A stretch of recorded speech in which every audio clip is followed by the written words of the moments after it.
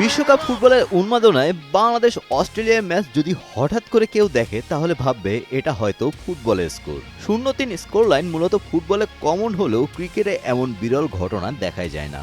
ইতিহাসে 0 রানে 3 উইকেট হারানোর মতো ঘটনা ঘটেছিল মাত্র 4 বার। এবার সেই লজ্জার সম্মুখীন হতে হলো অস্ট্রেলিয়ার।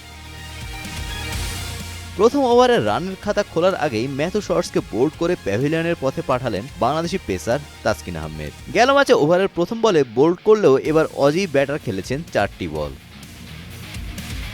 আর সেই রেস কাটার আগেই দ্বিতীয় ওভারে উইকেট নিয়েছেন মোস্তাফিজুর রহমানও। কাটার মাস্টারের ওভারের প্রথম বলে উইকেট রক্ষকের হাতে বল তুলে ফেরেন আরেক Aussie Cooper কর্নলি।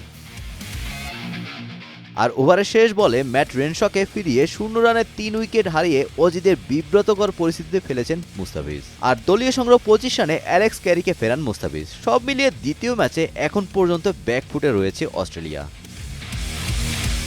Golam Rabbani, Times today.